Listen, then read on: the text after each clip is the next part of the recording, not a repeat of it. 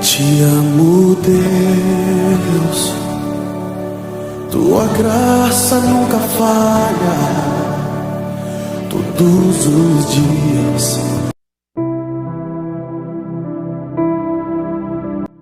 Juízes, capítulo 12. Jefté e a tribo de Efraim. Os homens da tribo de Efraim se reuniram para lutar. Eles atravessaram o rio Jordão para o lado de Zafon e disseram a Jefté: por que é que você saiu para combater os amonitas e não chamou para irmos também? Por causa disso, nós vamos queimar a sua casa com você dentro.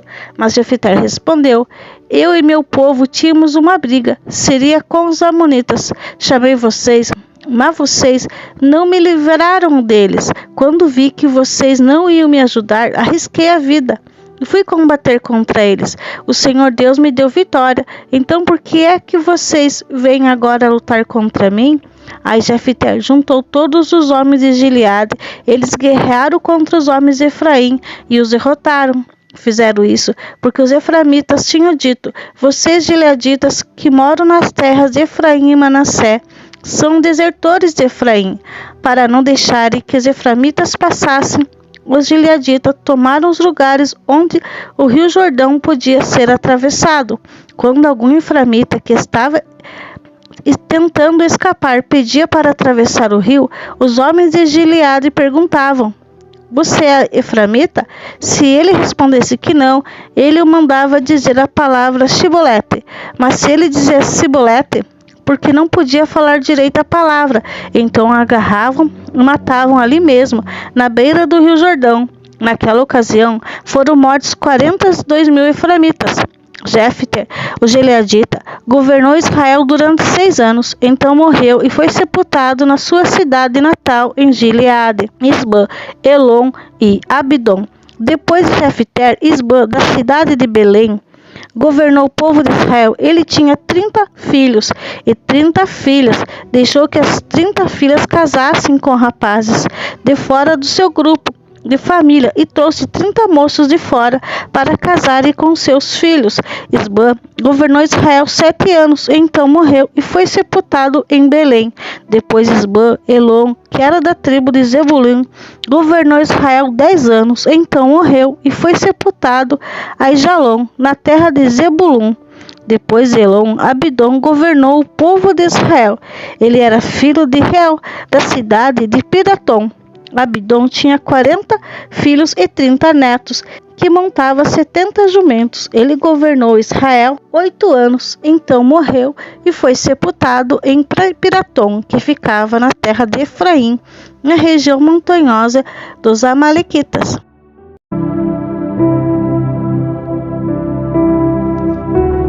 Juízes, capítulo 13. O nascimento de Sansão. Os israelitas pecaram outra vez contra Deus, o Senhor, e por isso ele deixou que sofressem 40 anos nas mãos dos filisteus. Havia um homem chamado Manoa, que era da cidade de Zora e pertencia à tribo de Dan. A sua mulher não podia ter filhos.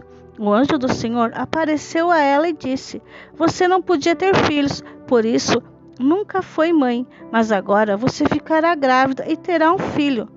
Não tome vinho nem cerveja e não coma nenhuma comida proibida, porque você ficará grávida e dará à luz a um filho. Não corte nunca o cabelo dele, pois ele será consagrado a Deus como nazireu. Desde o seu nascimento, ele vai começar a livrar o povo de Israel do poder dos filisteus. Então a mulher procurou o marido e disse: um homem de Deus falou comigo. Ele parecia um anjo de Deus, e isso me deixou apavorada. Eu não perguntei de onde ele vinha, e ele não me disse como se chamava, mas prometeu que eu ficaria grávida e que eu teria um filho, e mandou que eu não beba vinho nem cerveja, e não coma nenhuma comida proibida, pois o menino será dedicado a Deus, como nazireu por toda a vida. Então Manoa orou ao Senhor, dizendo: ó meu Deus, peço que mande de volta o homem de Deus que enviasse, para que ele nos dizer o que devemos fazer com o menino quando nascer. Deus fez o que Manoa pediu. O anjo apareceu de novo à sua mulher quando ela estava sentada no campo, e o marido não estava por perto. Então ela correu depressa para o lugar onde ele estava e disse: O homem que falou comigo outro dia apareceu novamente. Manoa se levantou, seguiu a mulher e foi até onde estava o homem e perguntou: Você é o homem que falou com minha mulher? Sim, respondeu ele. Então Manoa disse: Quando acontecer o que você falou, como é que o menino deverá agir? O que deve fazer? O anjo do Senhor respondeu: A sua mulher deve fazer tudo o que eu disse a ela. Não vai comer nada que seja feito de uvas, não vai tomar nenhum vinho nem cerveja, não vai comer nenhuma comida proibida. Ela deve fazer tudo o que eu disse. Manoa não sabia que aquele era um anjo do Senhor e disse: Por favor, não vá embora ainda. Espere que vamos cozinhar um cabrito para você. Se eu ficar, não comerei a sua comida, respondeu o anjo. Mas se você quiser prepará-lo, então queime como oferta ao Senhor. Manoa disse: Qual é o seu nome? Nós precisamos saber para poder prestar-lhe uma homenagem quando acontecer aquilo que você disse. Por que você quer saber meu nome? Perguntou o anjo. O meu nome é um mistério. Então Manoa pegou o cabrito e cereais e ofereceu numa pedra ao Senhor, o Deus dos mistérios. Enquanto as chamas subiam do altar, Manoa e sua mulher viram o anjo do Senhor subir para o céu, no meio da chama. Aí se ajoelharam e encostaram o rosto no chão. Manoa e sua mulher nunca mais viram o anjo. E Manoa compreendeu que aquele homem era um anjo do Senhor. Então disse a mulher: Nós vamos morrer porque vimos Deus. Porém, ela respondeu: Se o Senhor nos quisesse matar, não teria aceitado a nossa oferta. Ele não nos teria mostrado tudo isso, nem falado todas essas coisas. A mulher de Manoa deu à luz a um filho, pôs nele o nome de Sansão. O menino cresceu e o Senhor abençoou. Sansão estava no campo de Dan, entre Zora e Estaol, quando começou a sentir que o Espírito do Senhor o dirigia. Juízes, capítulo 14. O casamento de Sansão. Sansão desceu até a cidade de Tina, e ali viu uma moça filisteia. Voltou para casa e disse a seu pai e sua mãe: Eu vi Tina, uma jovem filisteia. Peço essa moça para mim, porque eu quero casar com ela. Mas o seu pai e sua mãe responderam: Por que você foi procurar uma mulher no meio dos filisteus, aquela gente que não pratica circuncisão? Será que você não podia achar uma mulher no meio dos nossos parentes, entre o nosso povo? Mas Sansão disse ao pai: Aquela moça que eu quero, é dela que eu gosto. E seu pai e sua mãe não sabiam que era o Senhor Deus que estava orientando Sansão para fazer aquilo. Deus estava procurando uma oportunidade para atacar os filisteus, que naquele tempo dominavam o povo de Israel. Sansão desceu com seus pais até a cidade de Tina. Quando estava passando pelas plantações de uvas de Tina, um leão novo veio rugindo para cima dele, mas o Espírito do Senhor fez com que Sansão ficasse forte. Com suas próprias mãos, Sansão despedaçou o leão, como se fosse um cabrito, porém não contou nem a seu pai e nem a sua mãe o que havia feito. Então ele foi conversar com a moça e gostou dela. Poucos dias depois, Sansão voltou para casa para casar com ela. Saiu da estrada para dar uma olhada no leão que havia matado e ficou espantado ao ver um enxame de abelha mel dentro do corpo do animal morto. Então tirou o mel com suas mãos e saiu comendo. Foi até onde estava seu pai e sua mãe e lhe deu um pouco. Eles comeram, porém Sansão não lhe contou que havia tirado o mel do corpo do leão.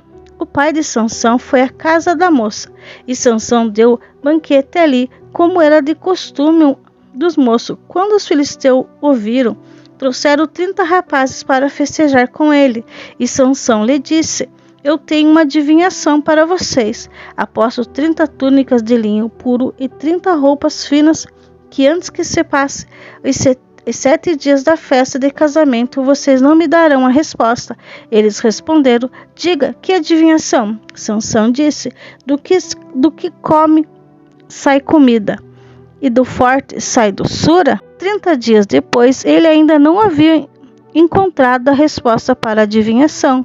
No 4º dia, disseram à mulher de Sansão: dê um jeito de fazer seu marido dar a resposta da adivinhação. Se você não fizer isso, nós vamos pôr fogo na casa de seu pai. Vamos queimar você junto. Você só nos convida para nos roubar, não foi?